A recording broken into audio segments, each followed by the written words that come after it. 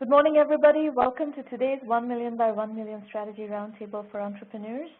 This is part of the 1M1M Global Virtual Incubator, the only global virtual incubator in the world today. Our mission is to help 1 million entrepreneurs reach $1 million and beyond in annual revenue, build $1 trillion in global GDP, and 10 million jobs. And we work literally with entrepreneurs all over the world. And I'm dying to know where all our entrepreneurs are coming from today. We'll find out in due course. We have 5 presenters. So the format will be 5 slide presentations, and somewhere in the middle of all this, I will figure out some time to explain to you how to use 1M1M. And also, I would like to have a little discussion at least about the Facebook acquisition of WhatsApp. I'm sure it's on all of your minds, and we do need to spend a few minutes discussing WhatsApp today.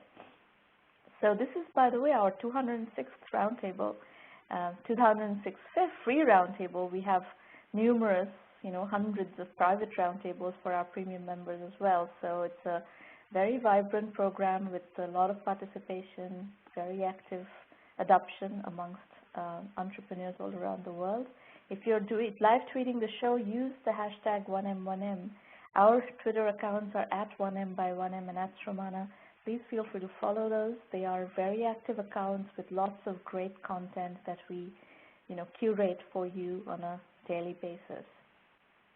Our YouTube channel is 1M1M Roundtables, and the recording of this session will be available on the YouTube channel as well as on our blog. And the call-in instructions, depending on how much time we have to take calls today, are going to be as follows. You're going to need to dial into 650-479-3208, access code 662-575-952. So these instructions I will put up when we are ready for you to call in. So let's start right away with Fish Harmony. Nancy Coughlin, if you could unmute your line and tell us what you're doing. And Nancy is dialing in from Jacksonville. Startup Weekend Jacksonville is the route which she got here. Go ahead, Nancy. Yes, exactly. Thank you so much, Ms. Mitra. We're in sunny Jacksonville, which is the near the panhandle of Florida. It's the westernmost city on the East Coast, and we get great weather here, so I'm sorry for everybody experiencing a lot of snow up north. But basically, we have a great opportunity here in the local area because it's very rich with fish hobbyists. People who love aquariums and love reef keeping. These are the coral reefs of around the world, very exotic animals and fishes. So that's our background. We're essentially fish hobbyists. So the first slide, just a quick overview. In a different presentation, we have a video where we demonstrate how people choose the wrong fish. The problem in the aquarium industry is that people randomly purchase their fish and put them together in the tanks. The fish wind up killing each other because they're not compatible. So that means they don't get along by species. These are very expensive fish, so they wind up killing each other by accident, and the customer loses a lot of money. So that's the basic pain point. That's the basic problem. They don't know how to take care of the fish. The food requirements are different. The temperaments of the fish are different, and each of these fish hobbyists wind up spending a lot of money for their tanks, but they lose a lot of money because they're not putting the fish together correctly. So on average, a tank is about $2,000. This is a saltwater tank. And if you go to the next slide, what's happening in the industry right now is there's only like a very static way to check the compatibility of your fish. It's a complicated static chart where you only compare 1 to 1, and it doesn't take in other characteristics of your tank, such as the size of the tank, the equipment that you're running, the lighting fixtures that you have, etc. So it's a very limited way to look at compatibility. If we go to the next slide. So when we talk to our customers in our fish store, we own an aquarium store, the customers filled out a survey. We did some customer validation, And 65% of our customers told us that, yes, they experience a lot of fish aggressive behavior, which kills off their fish. The other pet stores don't understand what's in their customers' tanks, and they don't really care. They're not really that interested for some reason. They're sort of more complacent about it. And then ultimately, this is the exciting part, our customers told us if there was some sort of a mobile application or a web-based application to help them manage their tank, then they would certainly use it. They would be very excited to use it. So if you can flip to the next one, this is Fish Harmony. This is what we're creating currently. We're working with a team of developers. We have wireframes created, and it basically is a place where the customer can save their tank profile, make it completely customized, put in all those parameters of what they spent on their tank and what sort of water conditions they have, lighting conditions, how much rock they have in the tank, which actually affects the biological load, for example. All of these important parameters, because the next slide, if you can go to the next slide, please, it'll show you how we can check the compatibility. So you select, let's say, the clownfish, and you want to check it against a tang fish, which is like the blue hippo tang, or even a shark, for example. You'll see the shark is not compatible while the tang is fine. So that's the general idea of how this program is going to revolutionize the industry, because right now there's no program that is dynamic enough to take in all the parameters. So the size of the market is pretty impressive. We're spending $1.5 billion in America on fish tanks, aquariums, and related accessories. So out of that marketplace, there's also the next slide. 16,000 pet stores, 18,000 pet stores slated for 2018. It's still a growing industry. Our customer base would be both the business-to-business, the actual retailer pet stores, and the consumers, these end-user fish hobbyists that I mentioned at the beginning. The fish hobbyist is the ultimate end user because they're the ones using the actual program. So the next slide. To give you an idea of some of the revenue model that we're looking at, it's a download for $10, which is comparable to other downloads that are available right now, but the other downloads are still those static models that don't include a tank profile. So that's our main differential advantage. You are personalizing the tank for the user. Yes, exactly. There's no program at all that takes in all the parameters, which are really crucial to the fish's well-being. The lighting, for example, the base rock, the amount of substrate in the tank, all of these small parameter pieces make up whether or not the fish is going to be healthy. So the price point that you're talking about, this $10 price point, this is a one-time download fee, or is it going to be a recurring revenue business? It's a one-time download for the initial base application, and then we plan on expanding services as we learn more about the customer needs. So, for example, when we look at the rest of our customer, potential customer base and how we're going to get the word spread out there, in the social media world, all the fish hobbyists love to brag about their tanks and share pictures and continually talk to each other about the tanks. So the social media is really important. The fish stores, that's just a random guy who owns a fish store, for example. They would be the like point of sale distributors for us, and also use this as a sales tool within their retail environment. This would save a lot of money for the retailer because labor is very expensive. When you hire someone who's a fish expert, you're paying a lot more money, whereas if you hire someone minimum wage, they could use our Fish Harmony tool to better assist the customers. So it's almost like a sales training tool, and it takes the guesswork out of what to sell each customer. We currently are piloting this program with our own store, which is called Coral Reef Junkies, and that's a startup of 4 months in Jacksonville, and a partner store of ours, another retailer, Orange Park Aquatics, who's very much on board with the idea and feels that there is definitely a lot of customers out there who would relish this application in his store as well. All right. Very good. This is a very interesting little niche that you're going after. I mean, it's not so little. It's kind of small, tightly, tightly segmented niche, and think it's a very, very neat little idea. Yes, thank you so much. And to add to this too, you hit it right on the mark. It is a niche industry. However, there's a lot of manufacturers and distributors out there that have small pieces of technology in place, but nobody's tying it together. So this tank profile is the starting point, and it also leads to branding, because if the Fish Harmony application tells the world through social media, hey, Nancy bought her tank at Orange Park Aquatics, then we have a lot of cross-branding opportunities. Yeah, there are many potentials. You should study. There is, I've published quite a lot about Web 3.0. If you go to my blog, there is a whole, body of writing on Web 3.0. And my thesis on Web 3.0 is that you choose a context, and in this case, you've chosen a context, which is fish aquariums, managing fish aquariums, and then you do, in context, context-specific content, community commerce,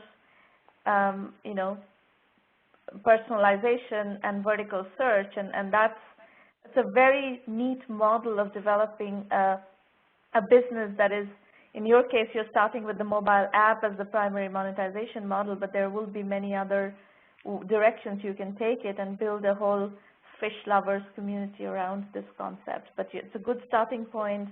It's a relatively manageable starting point, and it's really very, very interesting. Oh, thank you. Thank you. Is there a particular piece that I should expand on and start with? Because you're right, we're starting small as the tank profile. But go study what I just said. So if you need to replay this recording, you will have the recording available later. And go study the Web 3.0 material. Okay. Okay, fantastic. Great. Thank you so much for your time. You're welcome. Is Gan EB on the call? Not on the call, okay. We are going to move to Madhur. Maureen says we're going to move to Madhur next. So Madhur, if you could please, is this Madhur? No. Folks, one thing I have to say is that you guys are going to build technology companies, and if you cannot dial into WebEx, I just find that's really unacceptable. WebEx is standard fare technology that if you're going to build a technology company, you should be able to figure out how to dial into WebEx. Go ahead, Madhur, you're up next. Madhur, please unmute your line. Your line is on mute. Can you hear me? Yes, please go ahead. Okay. Hi. Hi. So thanks for taking my pitch here, and hi everyone who's on the call. I'm going to talk about my startup Scandid today. Where are you dialing from, Madhur? I am right now in California. Okay. Yeah. So starting with quick introductions, my name is Madhur Khandelwal. Before starting Scandid, I was a founding engineer at The Find, which is a shopping search startup based out of Bay Area. Before that, I was also at Microsoft for a few years. My co-founder in this startup is Sushil Chaudhary.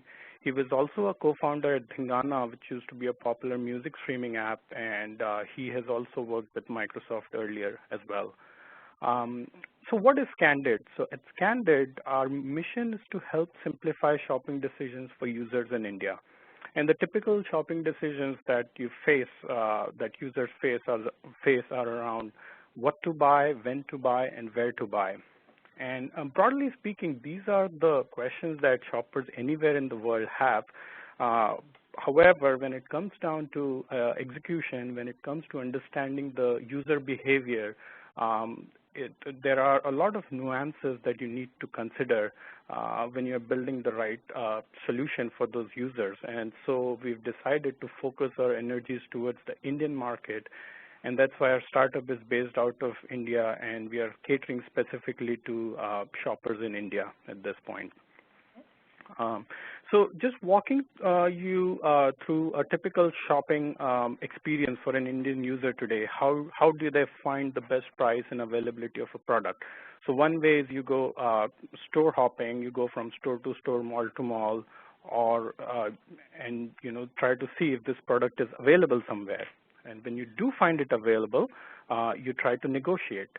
So Sharmana, I'm sort of breezing through this intro story, and so you can keep on advancing the slides. So when you do find the product available, you try to negotiate to get the best possible deal. Another way is online shopping. So online shopping has been growing quite rapidly in the recent past in India. There are tons of shopping websites that are coming up. You could go to Google and search for your product, and one of these sites will come up, or you can log on to your favorite e-commerce site and search for your product. And once you do find the product and you think that you've found the best deal and you start checking out, you see this coupon code box that comes up in your checkout. And then you go back to Google and search for those coupons. And so when it comes to decision time, it's all, the information is scattered all over the place, so you're still not sure where to find the best deal and your best product. And so as you can see, this entire experience is very confusing and time-consuming. The third way, of course, is you can ask your friends. And some people have friends who know exactly where to find the correct information. And that's where Scanded comes in. Scanded is a mobile app, so it's in your pocket all the time. You can scan the barcode of any product or search by its name, and it shows you detailed price comparison and coupons of that for that product across all online stores.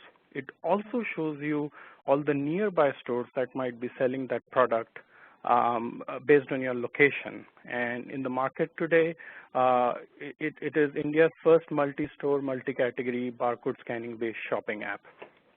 The way it works, sure. Is all this data easily available? I mean, you're talking about having views into inventory of different stores, physical stores in India. How are you going to access these inventories?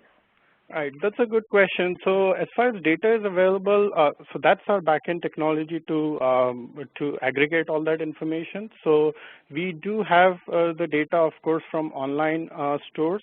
But when it comes to offline stores today, we just provide you with the relevant, stores. We provide you with the address and phone number of the relevant stores for that product. You don't know that they have this product, so that's a very approximate kind of fuzzy recommendation. As of today, yes, that's how it is. And so the way it works is pretty simple. You can scan the barcode or search, and within seconds, it will show you a detailed comparison of price from online stores across all the e-commerce stores out there. It also shows you all the coupons, which is you can advance to the next slide, which are very prevalent, in this online shopping mode. There are lots of coupons from third-party credit card providers, from net banking, and customer-specific offers and so on. So we integrate all of that. We show you like I mentioned, we show you the address and phone number of the nearby stores that are relevant for that product. Yep, very good. And if you can move to the next slide. Along with the app, we also have a web-based app where users can see much more detailed information about the product, including detailed price history, specifications, and all of that. And the advantage of having this on the web allows us to provide this omni-channel shopping experience so that a lot of very interesting use cases are possible. We can move to the next slide. You can scan or search using your mobile phone and access it on the website later. You can wish list a product on your browser and then access it on mobile anywhere. You can get price drop alerts via email or via push notifications and so on. Moving on. So at the end of the day, our goal is to help users finding the right product at the right price with peace of mind. Talking a little bit about our database and some of the numbers, we have 5 million products in our database. About 1.5 million of them are tagged with the barcode information. 3,000 plus coupons, a database of 15,000 plus local stores across 10 cities in India, and inventory and pricing from 200 online stores. Talking about the market opportunity, so we are targeting the overall commerce market in India.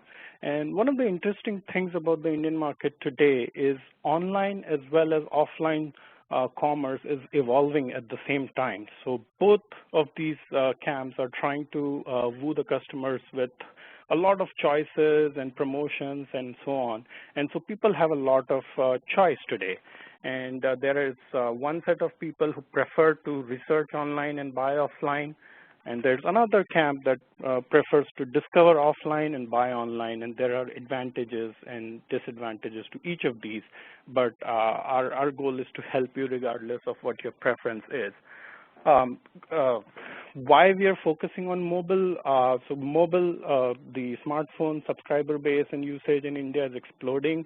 As of today, it stands at around 60 million smartphone subscribers. It's projected to be 200+ million at the end of this year, making it actually the second largest smartphone market in the world and going to 450 million by 2020. Internet population is also growing steadily in the past few years and expected to be that way. And in terms of the commerce market, online retail today is a relatively small at $2 billion market and expected to be $75 billion by 2021. And offline retail is $500 billion today, going to $1.4 trillion by 2021. And I have some links there that talk about more details of these numbers.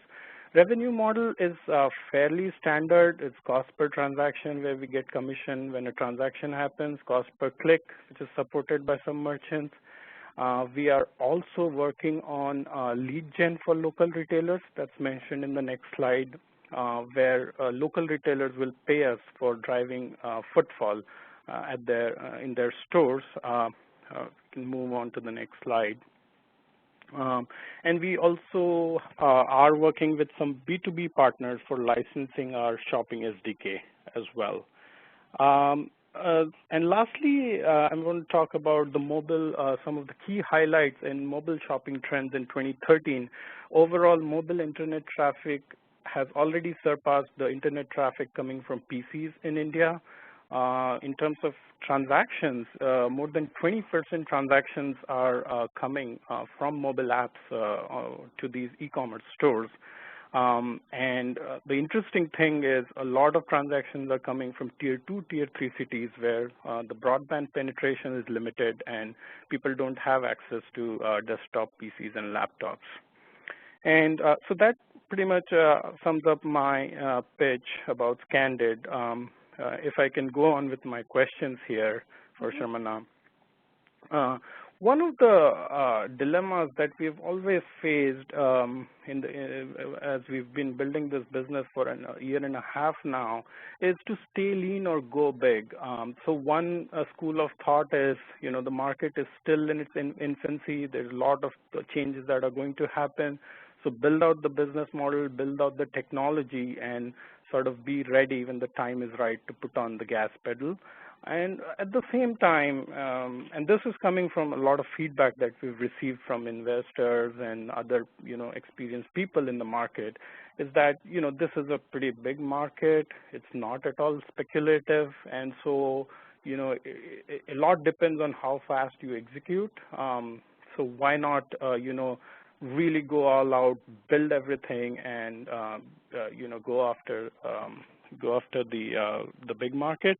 Now we've tried to stick as much as possible on the leaner side, but then every time to time, once in a while, there's this temptation whether are we not doing the right thing. What are the metrics of your business currently? Are you monetizing? Yes, so we have early revenues right now. Without what disclosing level? too many, I don't discuss this in public right now, but it's covering some of our burn today. And you are self-financing the company so far? We've received an angel round of investment. Okay, and what kind of runway do you have currently with what you have put together? Sure. And at what pace is your revenue growing? So we have a runway of about a year and a half right now, and we are pretty happy with the revenues that are coming in. It really depends how much we invest in future roadmap. And so if we want, we can, like I mentioned, we can stay lean and really, continue at this rate, or be more aggressive and raise more financing earlier. So both are viable options. I think if you have a validated business that is growing at a decent pace, you have runway, you have, clearly there's a business here. There's a sizable business here. There's no question that it's going to be a reasonable sized business. I think it's really a preference of the entrepreneur team on, this is just the way I like to do things, is that Sure. I prefer not to deal with a lot of the, slow growth phase on a venture timeline. Mm-hmm.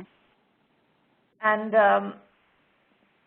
that's just as a preference, because venture timeline is a finite timeline. People in the venture business are trying to get, in 5 to 7 years, a massive exit. Mm-hmm. Mm-hmm. And if your calculation, and you have to play out your numbers and check what those numbers, at what point are you getting the inflection point.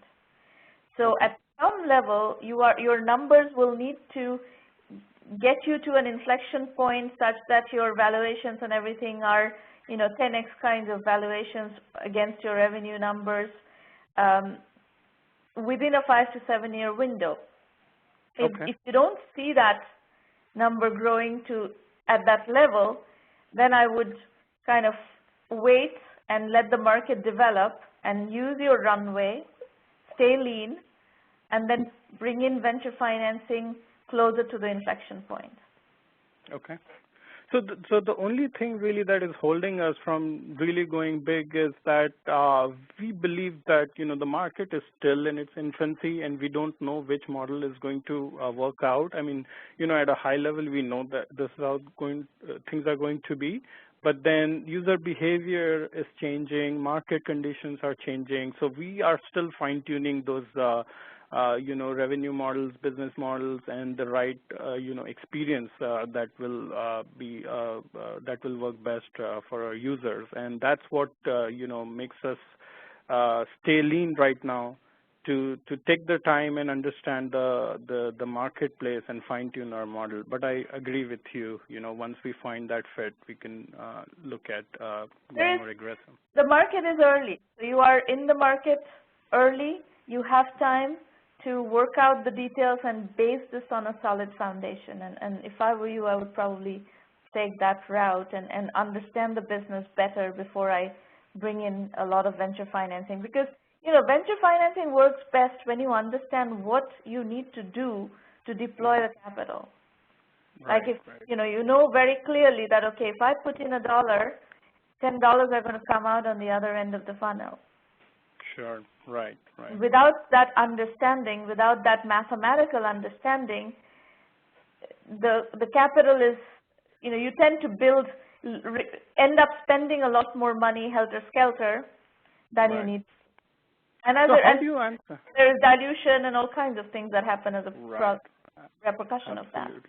Absolutely. The only thing is, how do you answer the question of, someone coming in and out-executing us? Do you think, what do you think is the right way to counter that point? Question on that is there something that money can buy here? Okay. One thing, this is for all of you, market adoption is not always something money can buy. Markets need to be ready for adoption. Right? So one of the things that is a problem with the Indian internet user and an Indian smartphone user today is that they're very shallow users. They're not deeply engaged internet users. They're not deep e-commerce users. This is the numbers that you put up for smartphone users and internet users, if you actually double click down into the details of those user behavior, there's a very small percentage of those users that are really deep, immersive internet users or smartphone application users. I agree. Your I agree. current overall market is actually very, very small. I agree with you. And that is something that just putting in a bunch of venture capital is not going to let somebody else out-execute you on, because the market is just not there yet. So in a way, it's actually a good time for you to develop the market, develop the foundations of your business, and get to a really clear understanding of what does it take you to put in $1 million of investment and take $10 out. I'm sorry, put in $1 of investment and take $10 out, and really understand the mathematics of your business. Sure. And once you do that, your business is an eminently fundable business. Well, so thanks. In a way, I'm glad. The question of, and by the way, in India, as you know possibly from my writings, that India is a too much money chasing too few venture fundable deals market. Absolutely. So there will be tons of investors who would want to invest in your company. Yeah. Right away, actually. Okay. That fundability, the valuation level at which they're going to be wanting to invest, all of those factors are going to improve in your favor as you validate more of your assumptions. Right. Okay. That's just Sounds good. my take. No, I agree with you. I'm glad that that's the approach we've taken so far as well. It's just this from time to time, and this feedback comes from supposedly experienced people, right? And so it just gives us that that temptation to think, what if, If you want, Madhur, if you hang around, I'm going to discuss 1M. Our philosophy, the way we work with investors and entrepreneurs actually, is very simple. We have taken the path that is very contrarian to the path that incubators and accelerators are taking. We are not interested in forcing you into a financing round. So our focus on working with entrepreneurs is really on strategy and execution. Financing is optional, and we recommend you do financing at the right time. But mostly incubators and accelerators around the world are using financing as their success metric. So they want to show the world how many financings they've been able to accomplish. I don't care. 1M does not care. 1M is interested in you being a successful business with the right revenue, right customer base, right product market fit, right ramp, growth, all of those things. We are interested in working with you on the mechanics and the strategy of how you make those parameters work in your favor and get the maximum valuation when you actually go out to raise the financing and from the right set of investors. That's a far more sophisticated view of how to help an entrepreneur than just forcing you into a financing round. Cool. And then lastly, if you had any other thoughts on the business, I know we're a little over time. Let's come back to it during Q&A. I need to get through more presentations, and I also want to spend some time discussing WhatsApp with you guys, the acquisition today. I'm sure it's on all of your minds. Questions. So let's do some more work, and then we'll come back to Q&A. Sounds good. Thank you. All right, Edward Varghese, are you on the call? I am very much on the call, Samana. Very good morning to you. Good morning. Go ahead. All right. Hi, Globify. Okay. Hi, Globify, yes. We have people from a lot of diverse background in this call, so I'll quickly take 30 seconds and kind of introduce what we do. So we work in the space which is travel and tourism, and to make it easy, let's look at a case where we book a ticket from an airline. So I go to a website of my choice, and I click, I put my credit card information, and I pay. And the ticket is booked. So in the background, airline is focusing on delivering services to the customer. They are not a technology company. And in between the website and the airline is something called a GDS, or a Global Distribution System. Some good names would be Anidus, Abacus, Sabre. They specifically work on the hotels and the airlines industry. So that's how the whole transaction gets completed. Now, switching to the other side, when I go from my native place to some other place, then that is what is called tourism technically. Now, the reasons could be different. The reason could be business. The reason could be getting some medical aid. The reason could be getting high adrenaline, which would be like adventure. It could be like understanding nature. You go to a national park and all this kind of stuff. So, Shamana, if you could just move to the next slide, please. Shamana, I'm on a call and I really cannot see the slides. So you have your next slide up, so you can go ahead. Okay, so this is a snapshot of a standard portal. Say it is Edwards portal, online portal. So Edwards sells hotels, trains, and Small World would be standard packages, which is like vacation packages. And let's go to the next slide. So if you say hello to me or to iGlobify, we actually expand it to a lot bigger range.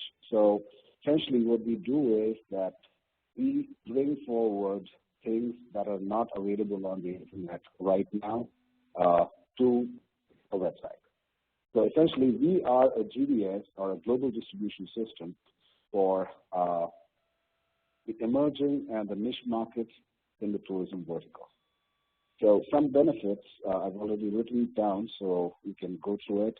The biggest USP that we do is that we put in a virtual front desk for each of the business that gets associated with us, which essentially means that whether it's any time zone, a user sitting somewhere in the world can really do bookings live with a business, and they don't have to really spend time on sending emails or phone calls or anything.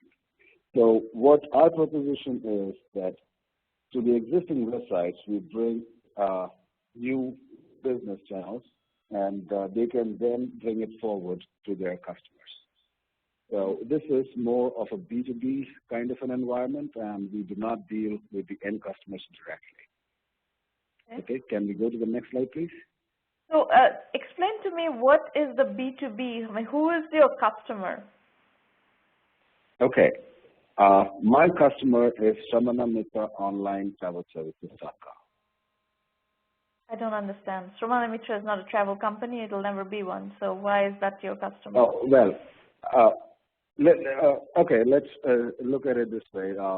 You could think of something like a Make My Trip or a Clear Trip, or any other existing travel companies that are there online right now. So you want to build some sort of a composite packaged set of travel and tourism booking technology, and then you want to license that or OEM that into existing travel portals. That's what you're saying. Can we just go to the next slide, Shamana? You'll get an idea on what we do. Okay. We're on your next so slide. On the next slide, okay, so there are three primary channels that we work with. So that's on towards the left-hand side. So existing online travel and tourism websites. And on the right-hand side is the service providers. So what we do is that we become an online aggregator, and we facilitate live business transactions through different channels. Okay, and how do you plan to charge for this? There are two sides. One is that we take a small fee because different businesses have different ways of working. So there's going to be a small setup fee kind of a thing, and then it's going to be primarily on each transaction that we get through iGlobify. That will be the primary thing.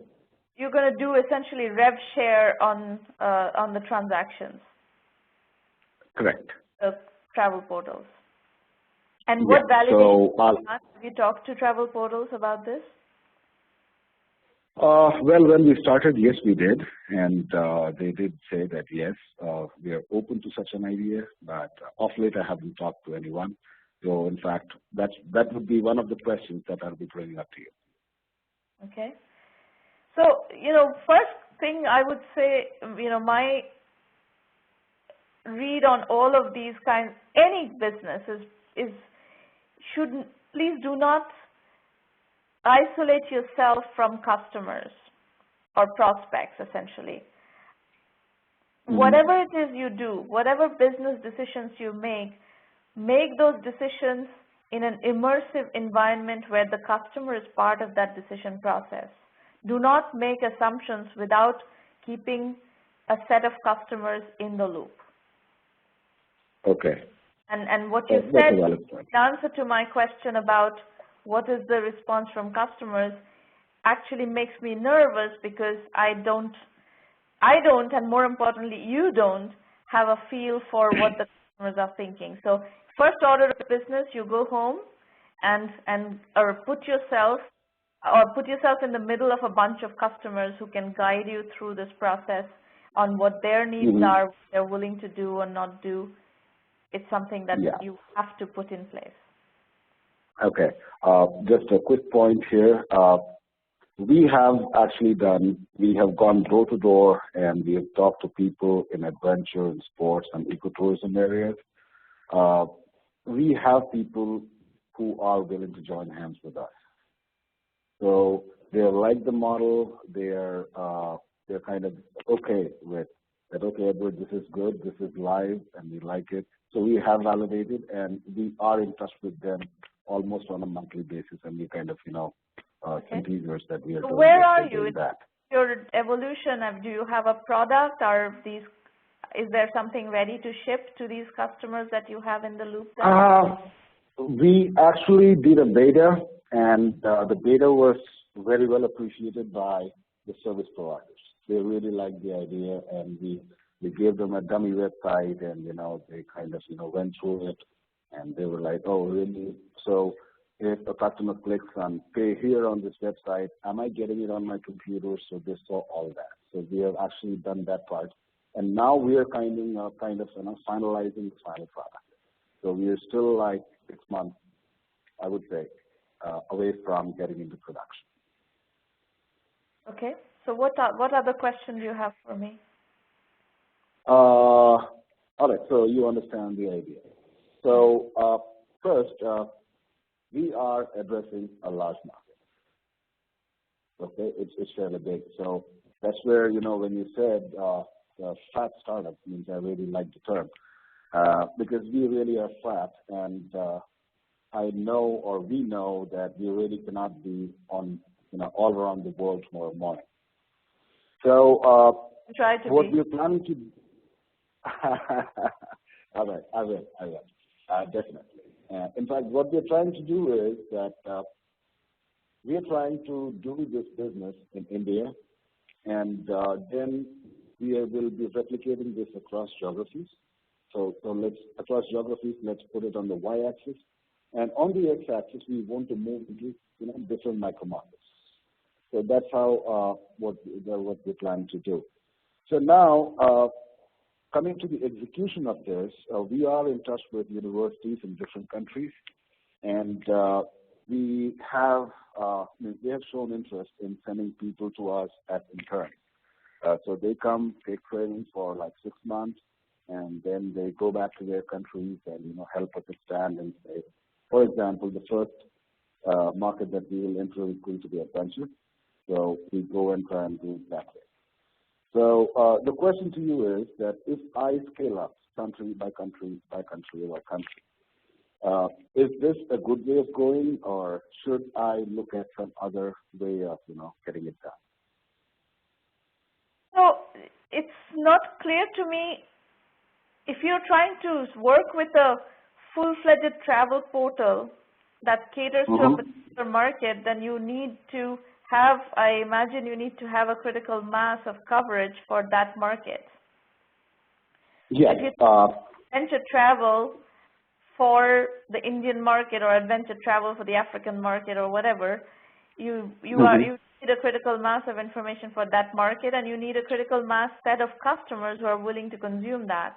So that's fine, but I would go address both sides of that equation and figure out what do you need to get that into market. What is the minimum viable product for adventure travel in India, or what is the minimum viable product that your potential customers are willing to go to market with and willing to pay you for? And what do they think is a minimum viable product? Okay, so the minimum viable product would be something like I go to, or like Samana Mitra wants to do a whitewater rafting in a place called Rishikesh. So the cost is $700. If she walks in, it's $700. If she goes to us, it's still $700. So she goes and goes to her favorite photo. She click, she books, she walks in. That is the minimum viable product. Yeah, and that is what we are doing. Of that is you need the content for that, and you need to be able to present that to, yes. to your customers. So selling it on their portals in a way that is navigable. Yes. So the reason why I said Rishikesh is that will be the first place where we are going to hit. And that are not going to. I doubt if portals are going to let you do it just on that basis. They're not just do city by city. They're not going to work with you. So you better, this is where I think you need to go talk to customers and find out what is the minimum viable product that will prompt them to buy your product, pay for it, and what do they require for you to be able to cater to their needs. I cannot answer that question. All right, sounds good. So I guess that's pretty much it, Samana. And any more points that you have in mind, if you could share, that would be really nice. All right, I'm going to move on to the next presenter. I think you have your action item cut out. We've discussed it. If you need to replay it, go ahead, and you need to go immerse yourself in customers and get your next steps outlined with customers. All right, sounds like a plan. Thanks, Samana. All right, Atrivu is next. Is Atrivu on the call? Who's on the call? Jim, are you on the call? Okay, this is Jim McMichael. Can you hear me? Yes, please go ahead. Oh, very good. I'm nervous. Okay, so it's a very safe working session. It's it's friends and in the audience, people who want you to be successful. I want you to be successful. The 1M1M team on the call wants you to be successful. There's nothing to be nervous about. Very good. I'm here to represent Attriview. I appreciate the opportunity to do so. Attriview was formed between myself and Steve Kaufman. We're both former Air Force officers. Steve was in the E-3 Century AWAC jet that was a communication jet. I was a pilot. And after we got out of the Air Force, we decided to go into business. We formed Attriview. And this product is a little different from any product that you've been looking at. Attriview is a combination. It's a tool set, if you will. We've actually been marketing it to the federal government.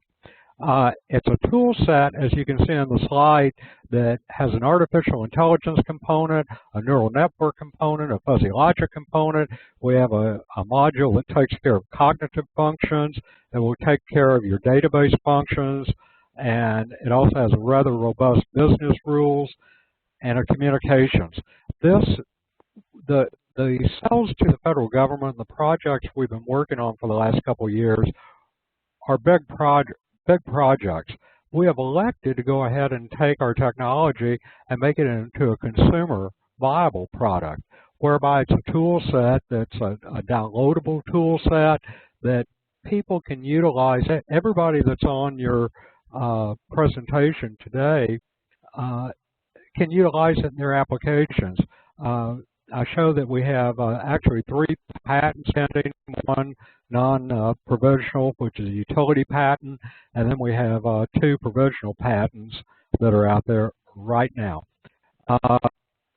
One of the patents is aimed toward education, which we have found a growing market with that. As far as our value proposition, AttriView allows you to connect any digital asset within your realm, and then we're sort of the glue that binds. Our strategy has to position ourselves as a leader as something that we dubbed as synthetic intelligence. And it's a way that you take all of these modules, as I mentioned before, that are very specialized modules, but in many cases, a lot of people use them as buzzwords, fuzzy logic, neural network. We actually have components where you, as an end user or a developer or an engineer, you can utilize these components and see how you can make your applications more robust, more functional. I list some of the vertical markets that we've been working with and that we're aiming at. We actually have a smart grid application that's being evaluated right now. I mentioned the federal government. I mentioned Miyogi, which is our little education project.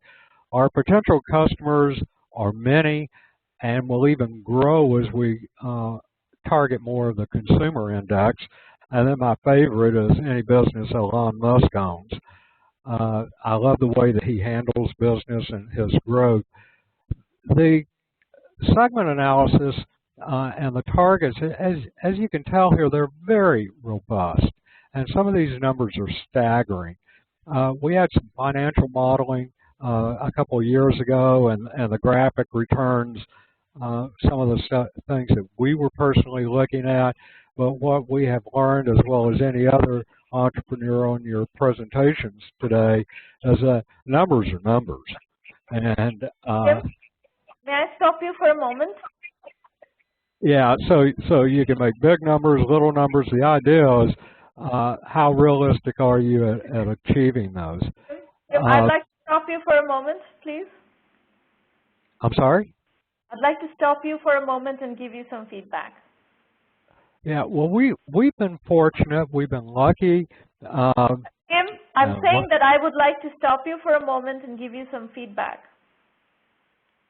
Would you like to stop for a minute and listen to me before you continue any further? Okay, I wrote Maureen. I'm quite deaf, actually. And so a question, I would prefer if you could just type it in the chat and I can answer it in a second. If that's okay, my apologies. No, I think what we, okay, hold on just a second. Okay. And may we go to the next slide, Maureen? Please stop. Okay.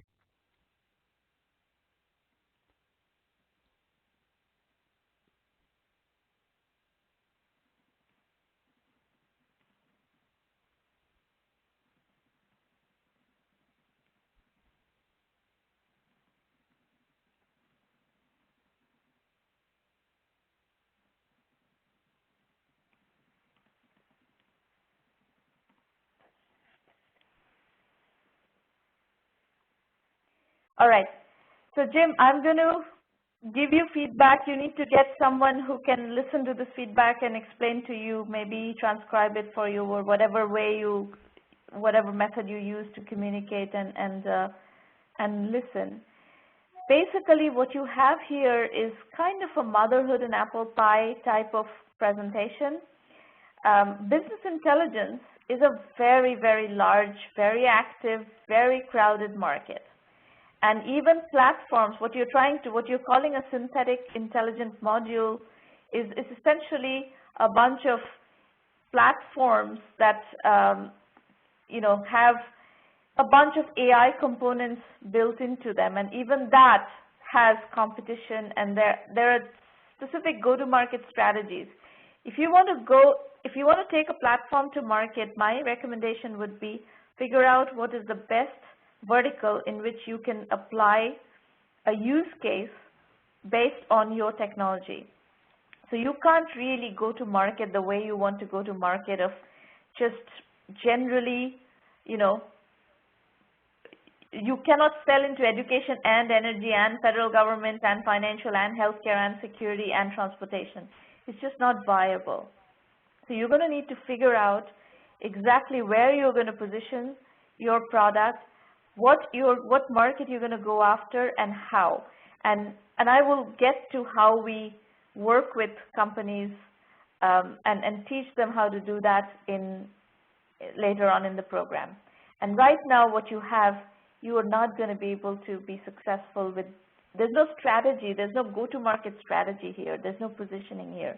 And you really need to develop a positioning and go-to-market strategy to make your business successful. Okay, well, I appreciate that. Thank you. You're welcome. All right, so folks, if you like what we are doing, please spread the word. We are always looking for serious entrepreneurs who really want to build businesses, not just people who think that they can slap some slides together and raise some money and then they're going to be an entrepreneur. We are looking for serious entrepreneurs who want to build businesses and who understand that after, you know, you can raise money, but before raising money, you're going to have to do a lot of heavy lifting before anyone's going to write any check. So I'm going to spend a few minutes explaining to you how we work with entrepreneurs, and you get your questions ready for the discussion session. We're going to have time for Q&A. I'm going to open up the line for calls as well as public chat. We'll take public chat questions as well. So you get your questions lined up, and we will definitely discuss WhatsApp later on in the program. So very quickly, here is how you want to use 1M1M. So once again, the place to start is 1mby1m.com. The website is very comprehensive, and you will find tons of information there. As I said, the mission is to help 1 million entrepreneurs reach $1 million and beyond in annual revenue, build $1 trillion in global GDP, and 10 million jobs. You would like to start your exploration on our blog. It's a very comprehensive blog with tons of case studies, you know, inspirational stories, trend coverage, analysis of the industry. We work only in technology and technology-enabled services, and you will find tons of information about those there. The next layer of information or resources you can access are our books. We have a series of books that are based on case studies, analysis, and synthesis of various pieces, various aspects of entrepreneurship. For example, bootstrapping and positioning are two cornerstone elements that we follow in our program. And those are, some of that methodology is captured in the books, a lot more in the premium program. And you will find 8 volumes of Entrepreneur Journeys published so far, of which the first 4 are available in both physical and digital format, and all the rest are available in digital only. So you can access everything on Amazon and Kindle. This is what the site looks like. And there's lots of video FAQs on the site, accessible right from the home page.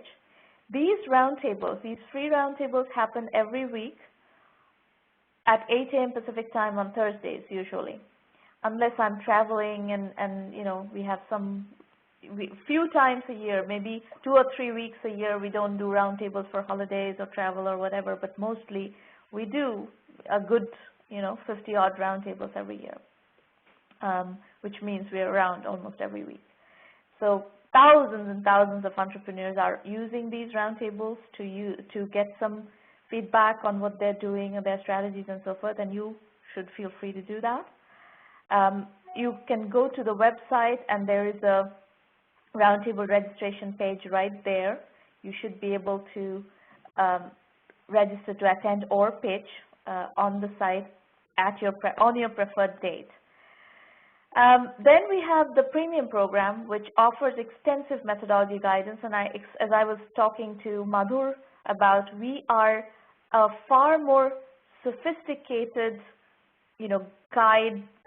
We provide you much more sophisticated guidance than just forcing you into a funding round. This is not our objective. We are not a screening device for investors. I believe most incubators and accelerators today are working as screening devices for for funders, for investors. That's just not what we believe in. That's not what we do. We do real incubation, real acceleration of business. And that means helping you with positioning, helping you with strategy, customer acquisition, go-to-market, all kinds of things that you need to actually build a business, and a robust, solid business that investors eventually do want to invest in, or customers want to buy your products, and that helps you get to revenue. That's really our philosophy. Entrepreneurship equals customers, revenues, and profits.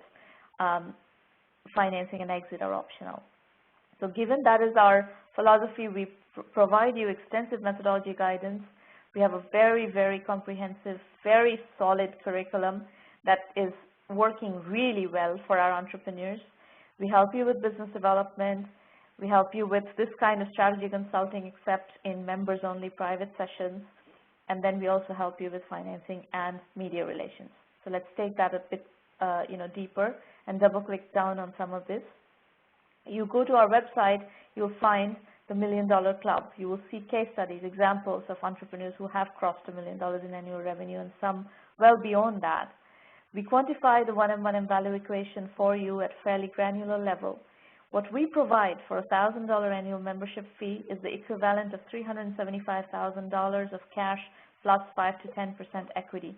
That is what you would probably have to spend to get the kind of advice and kind of resources we are providing you here in the program. And we give you plenty of orientation material on how to use 1M1M effectively. The self-assessment is something that we recommend all of you take your businesses through so that you can answer these questions and calibrate your business against important metrics, important factors. And if you're a premium member, we give you curriculum modules to plug your knowledge gaps on each of these categories. For example, Jim, you have a lot of knowledge gaps in how to build a business. So your best bet would be to join the premium program and completely put yourself through. It's like an MBA program for early stage technology entrepreneurship and technology-enabled services entrepreneurship. So this is $1,000 spent really well to educate yourselves and get yourselves the tools with which you can really put one foot before the other and really seriously build a business. There's tons of more information on what to expect from the premium program, lots of video FAQs. We've covered almost every question that we get in the video FAQs, so you don't even need anybody to evaluate whether you want to join the program or not, but we will give you Irina Patterson's information, phone number, Skype ID, and email ID if you want somebody to talk to. So either Irina and Maureen, if you could please put in Irina's information in the public chat for people, that would be great. Now, as far as the curriculum is concerned, it's one of the most powerful curriculums around in the technology industry for entrepreneurship education. Here's how we've built it. Since 2006, we've been developing case studies, and today over 600 serious, successful entrepreneurs have come and shared their journeys and that we've captured in form of case studies for your consumption. And then what we've done is we've stitched together all that into video lectures and case studies and a set of modules that are organized as core and electives. And our extensive experience mentoring entrepreneurs gives us perspective into what kind of issues you are dealing with as entrepreneurs. So we have organized the core curriculum in 7 specific topics that every one of you need to master. Not just learn, you need to master. And those are bootstrapping, positioning, market sizing, customer validation, financing, customer acquisition, and team building. And on the elective side, we align with the trends of the industry, Web 3.0 and e-commerce, cloud computing and business solutions, outsourcing and consulting, mobile and social apps, healthcare IT, online education, gaming. These are the elective modules.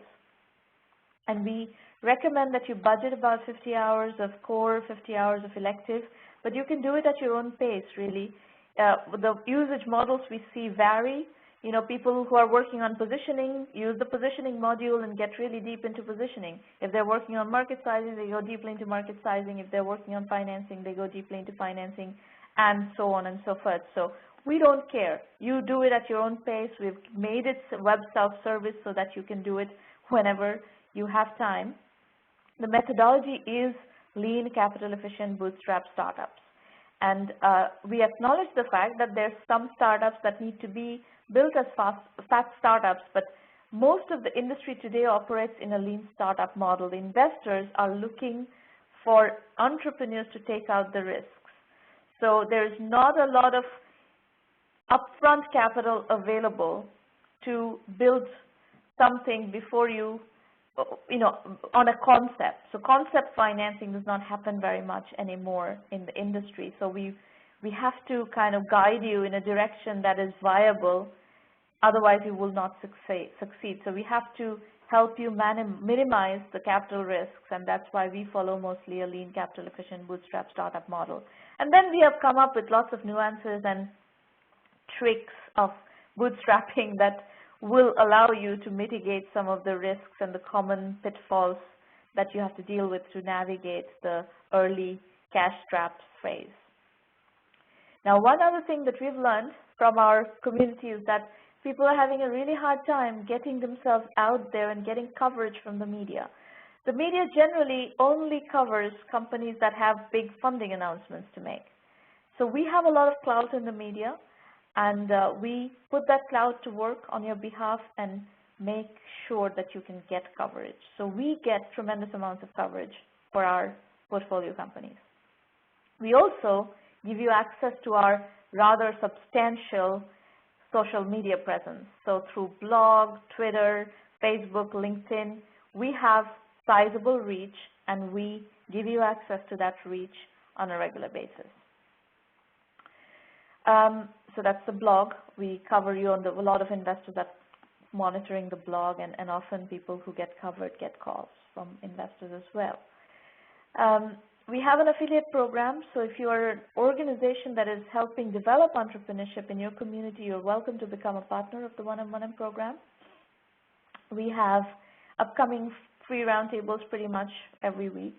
The only week that we don't have is March 13th because we have a closed session with Oracle. We have a partnership with Oracle, and we have a closed session there. That's why we're not publicizing that as an open public roundtable. But other than that, pretty much every week, Thursday mornings, we have public roundtables. Thursday morning Pacific time, that's Thursday night India time, and in the afternoon, late afternoon in Europe. Vision India 2020 is another book that is basically a collection of really strong, large business ideas. It's a kind of an ideation book. And if you're working in any of the emerging markets, it's something that you can use to generate ideas. If you're still looking for what to work on, that's a good book to go, immerse yourself in. We have a program called Incubator in a Box, and a lot of companies, Oracle, for example, and many others, are using this to incubate their communities. We are working with something that anyone, anywhere in the world, companies, investors, governments, academic programs can start their own incubation using our incubation program using our Incubator in a Box. This is a quick run through the more recent books, and then we are now ready for taking calls from the audience. So if you want to either put your question in public chat or use the call-in instructions to call into the call, that would be great. We will start taking public chat questions, comments, calls, introductions. Please feel free to introduce yourself. This is also a networking session, so we love to get to know you. What are you working on? Where are you dialing from? What kinds of issues are you grappling with? How did you find out about 1M1M? All these are interesting, things to put in public chat. And by the way, the recording will be available on our in YouTube channel, and you are going to the blog. It's also going to be available on the blog. So yes, Vikash, you're asking for the recording. It will be available after this session. So while you are thinking about your questions, Maureen, could you please put in Irina's information? I don't know if Irina is in the room. I haven't checked. Or if Irina, if you're in the, yeah, Irina is in the room. So please put in, Irina, please put in your information, contact information, so that people can call you as needed.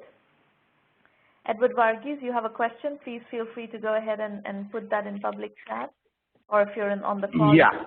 Yes, I do have a question for you, Sramana. Just a little before before I started my presentation, you made a very, very good statement. Market adaptation cannot be bought. Market adoption cannot be bought.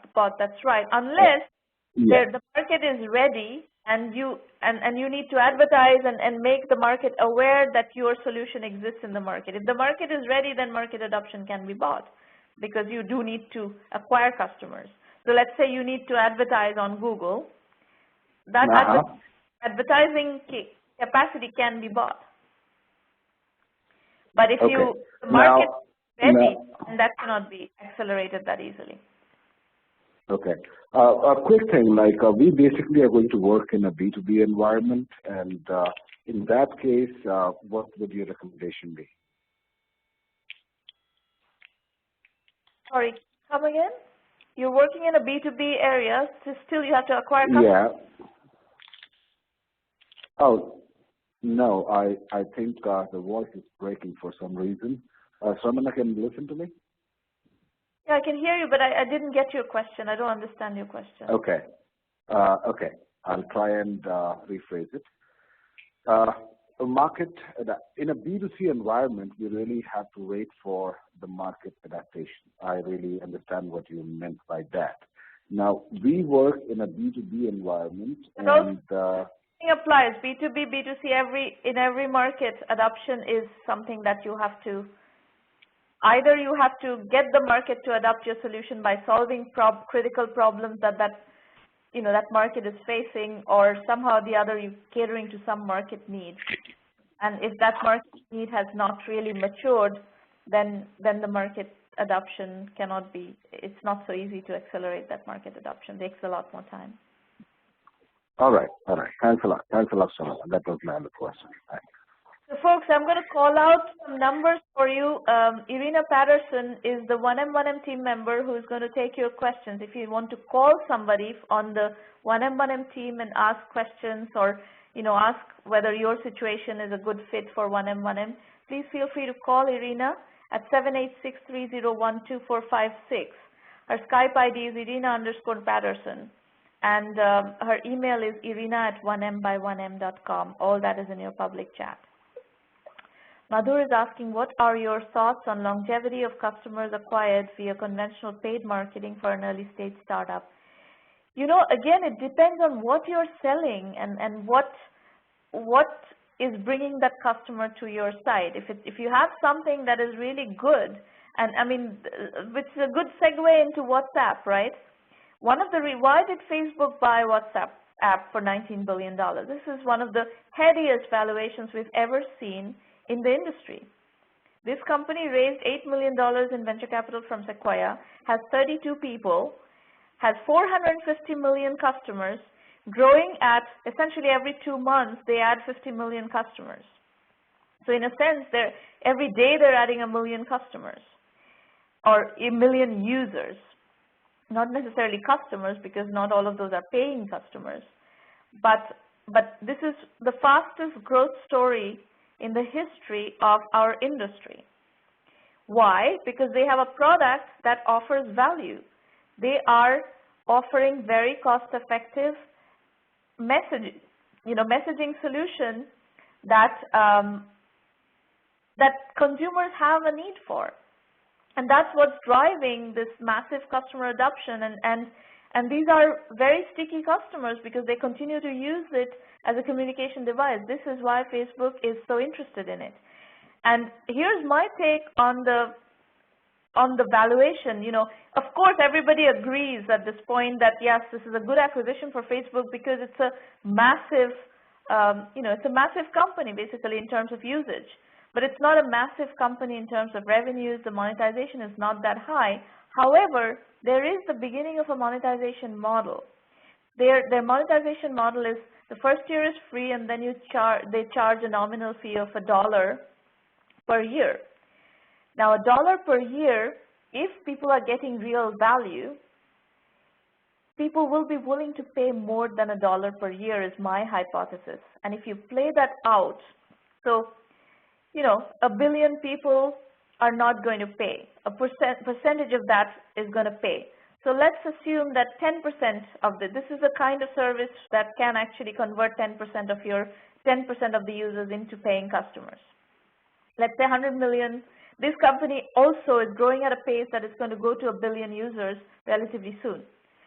So if you take those numbers, let's say the company is going to get to 1 billion users in short order, and 10% of 1 billion, that's 100 million users, are paying. If they're paying $1 a year, that's $100 million. Now, if they're paying $12, like $1 a month, that is $12 a year, that's already a lot more, right? So that's $1.2 billion. And if you extrapolate that, if you start playing with those numbers, monetization models are going to emerge. Even if they don't use advertising as their monetization model, subscription is actually a much better monetization model than advertising, and they are providing real value. So, you know, nobody in that market, none of the other competitive offerings in the market are going to remain free. Either you accept advertising or you accept subscription. So one or the other business model will have to kick in. So every competing product is going to either do subscription or advertising, and it really is going to be a perfectly fine monetizable product. If they stick to the subscription model as a monetization model, it's a perfectly monetizable product. That's my belief, is that's why Facebook paid that much money for it. Do you guys have questions or comments on this acquisition? Thoughts? Analysis? I'm sure all of you are thinking about it.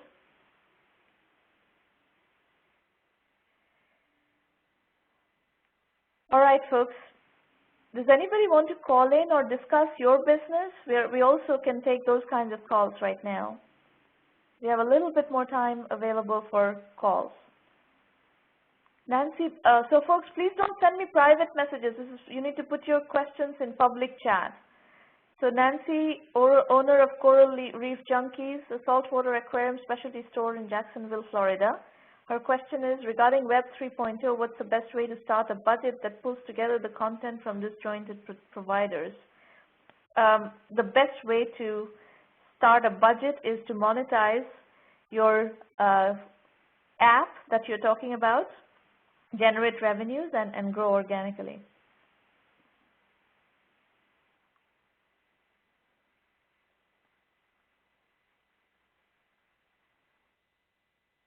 Chris Pergantis says he will wait for another time and have a full presentation. That's fine. Chris, where are you dialing from? Atlanta. Okay, fine. Charlotte, just to clarify, you're only interested in tech companies, not service-oriented? No, we are technology-enabled services is fine. Depending on what service, if you're doing construction service, for example, that's not our sweet spot. We have no expertise in construction services. But if you're doing a technology-enabled service, animation, that's perfectly within our capabilities. All that is fine. Any kind of technology-enabled service is fine. We have plenty of services companies in our portfolio. By the way, that's another differentiator for us from other incubators and accelerators. They don't tend to do that, service-oriented companies. We do.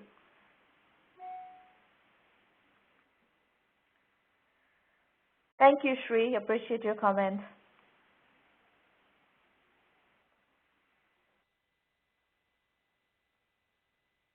Anybody else? Any other questions, comments, introductions? Tell us where you're joining from. How did you find out about 1M1M? We're always curious.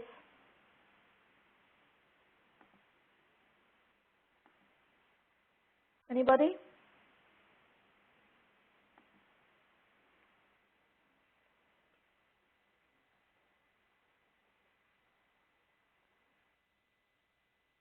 That sounds great, guys. Edward, saw your comment. David Gerber wants to present Renew at a future session. Please do. Charlotte, great. That's excellent.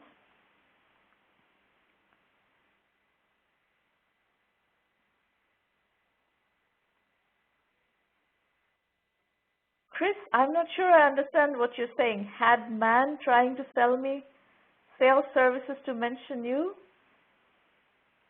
What does that mean?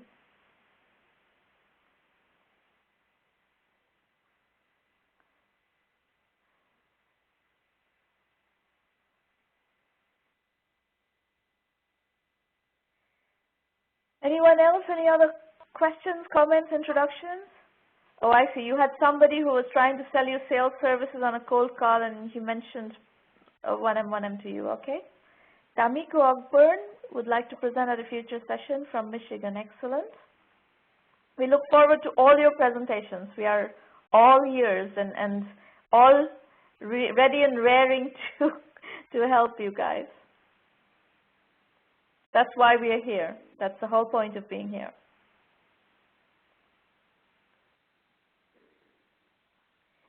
All right, folks. If I don't see any more questions or comments, Charlotte says she may also be interested. Fairfax, Virginia. Excellent. Good. Great representation from all over the country and all over the world, actually. We've had international presentations as well. That's awesome. Okay, folks, in that case, we will please do feel free to use the website to register for a future session, whatever is convenient on your schedule, and Maureen will make sure that you're scheduled. Thank you, everybody, for coming, and we look forward to working with you on a consistent, continuous basis here on. Bye-bye. Take care.